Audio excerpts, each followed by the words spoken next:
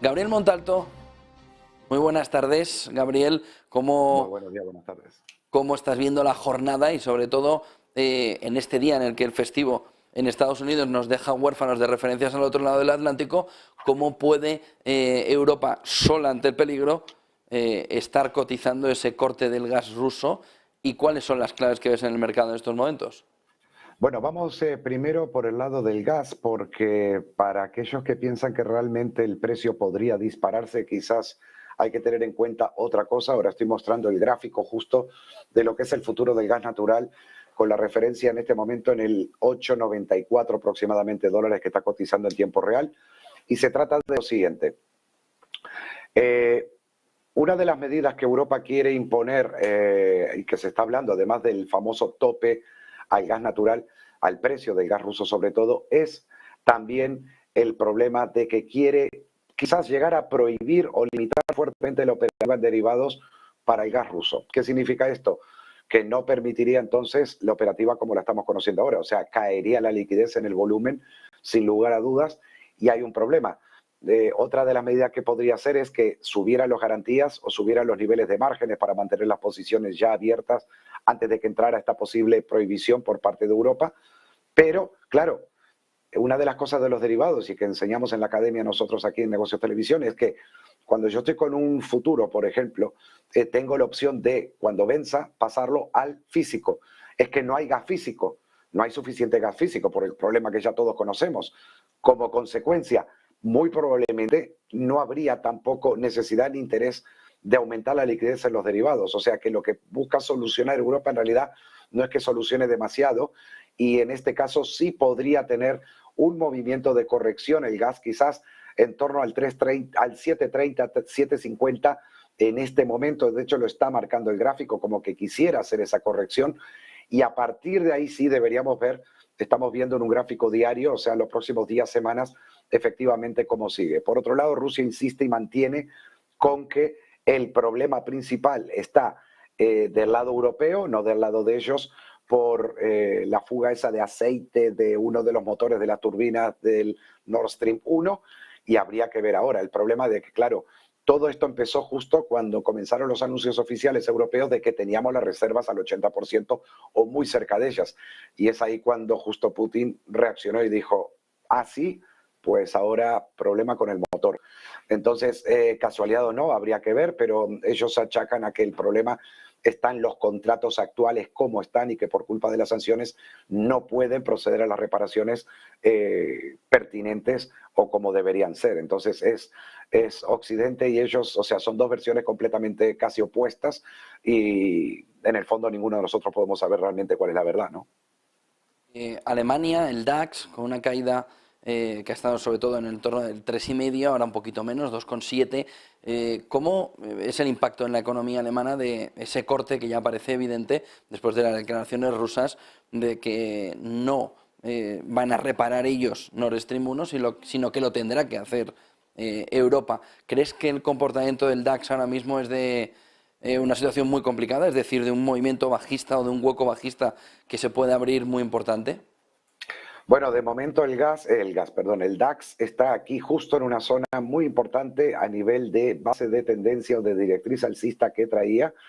Este gráfico ya lo hemos analizado semanas atrás o días atrás. Creo que había una chica que preguntaba justo por el DAX en aquel momento y fue cuando trazamos esto. Bien, tenemos este gran canal alcista con el pico de caída de 2020, de marzo de 2020, desde ahí el rebote a máximo de 2021, pero hemos visto que la zona del medio de este canal, la zona media, que ya viene desde 2014 funcionando, ahora justo es soporte, justo ahora donde está el DAX. ¿Cuáles serían los niveles que no debería perder el DAX? Pues los 12.300, muy probablemente, y ya el siguiente nivel, los 12.000. En el caso de perder los 12.000, es muy probable que viéramos niveles en torno a los 11, 10.800, 11.200 aproximadamente. Por lo tanto, a ver si hoy todavía la sesión, que es muy tranquila, repito, ante la ausencia del mercado americano y que no va a haber fuerza tampoco en los mercados, aquí ha querido recuperar algo de la, voy a aumentar más, a ver si puedo aquí, a recuperar algo de la caída que ha tenido en el día de hoy, desde el cierre en torno a los 13.030 aproximadamente del viernes, con una caída a los 12.000, es una caída fuerte, 12.640 aproximadamente que llegó a marcar, ahora en los 693, tratando de llegar a los 700, que ya tuvo minutos atrás también, hace una media hora aproximadamente, así que vamos a ver si puede con este hueco, pero cuidado si pierde los 12.600, 12.580 el DAX en el día de hoy. Tocaría ver los futuros americanos en la madrugada cómo se comportan para augurar un poco mejor o peor aún la apertura europea en el día de mañana. Petróleo, hoy esa reunión de la OPEC va a ser clave, Gabriel, para entender un poco cómo se comporta y sobre todo si hay una reducción de la cantidad de inventario, ¿no? De de los millones de barriles de petróleo diarios, cómo se puede comportar el precio. Hasta ahora el mercado lo que estima es que al menos se va a mantener o que pueda caer, porque la subida de más del 2% nos empieza a acercar otra vez a los $100, que es el mínimo que la OPEP espera para el momento actual. Yo hace muchos años me quedó clara una lección, sobre todo analizando gráficos y todo, y era que realmente, al igual que cuando la Fed dice haremos esto y pasará esto, hazle caso a la Fed, síguela, no le lleves la contra porque tiene más dinero que tú. Pero en este caso también, la OPEP en este momento tiene el control. Y si ellos consideran, porque ya pasó con Arabia Saudí en el pasado, crisis de 2008, me acuerdo, etcétera, que cuando ellos decían este precio no es el que tiene que ser y haremos todo lo posible para colocarlo en determinados niveles, tarde o temprano, créeme, José Antonio, que lo veremos.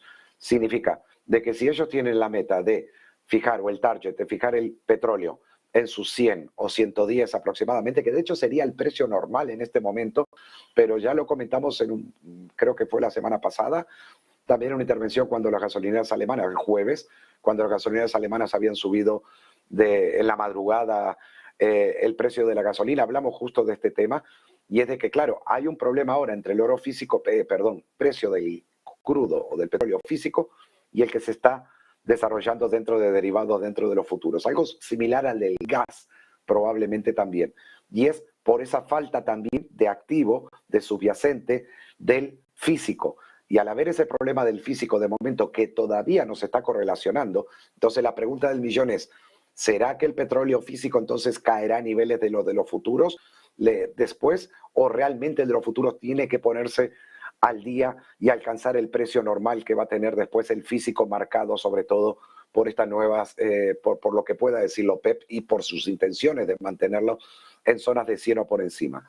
De momento está en los 89.97, de hecho estuvo en los $89, al menos el crudo aquí, a lo largo de una hora atrás aproximadamente. Tenemos un soporte en los 86, justo casi clavados, 85, 70, 86 en la franja de soporte muy importante que no debería perderlo, porque de perderlo estaríamos de nuevo quizás visitando los 80 o los $78 aproximadamente. Si no los pierde, un repunte cercano a los 94, $95 serían probables, quizás, no sé si hoy, pero sí quizás a lo largo de mañana pasado de esta semana. Entonces es muy importante tener en cuenta esto ahora. Estaba leyendo también un informe de Reino Unido respecto justo a lo del precio de la gasolina y al precio de la electricidad. Tenemos una agenda 2030 para Europa con el tema de energía eléctrica, de los coches eléctricos, de el desacoplarnos de la necesidad de combustibles fósiles, etcétera, etcétera. Pero había un informe ahora del Reino Unido que decía que en estos momentos llenar el depósito con gasolina o en muy poquitas semanas llenar el depósito de gasolina será más barato en el Reino Unido que cargar la batería de un coche eléctrico con una autonomía de 450, 460 kilómetros aproximadamente. Hablamos de los modelos Tesla muy probablemente. Entonces, cuidado con lo que puede seguir pasando, sobre todo en el futuro con el coste energético, el coste del petróleo, el coste del gas, porque de momento no augura nada bueno. Y es lo que tú dijiste ya hace semanas atrás, antes del verano, si no me equivoco, antes de que entráramos en el periodo de vacaciones de agosto, y era de que ojalá apareciera esa solución al conflicto Rusia-Ucrania, porque eso cambiaría todo nuevamente, aunque llevaría un tiempo y bastante largo que cada una de las posturas volvieran a encontrarse. De hecho, este domingo ayer, el Kremlin ya hizo un anuncio de la disposición para sentarse a negociar. Ellos describían un proceso y decían, en un momento de crisis actual como el que está viviendo Occidente y gran parte del mundo también, por todo esto, sanciones, etcétera, decían ellos, es la hora de sentarnos a dialogar con Kiev, pero sin perder de vista los intereses de Rusia de ahora y del futuro. O sea que puede ser que en los próximos días lleguen novedades al respecto y yo creo que eso sería algo muy bueno para los mercados.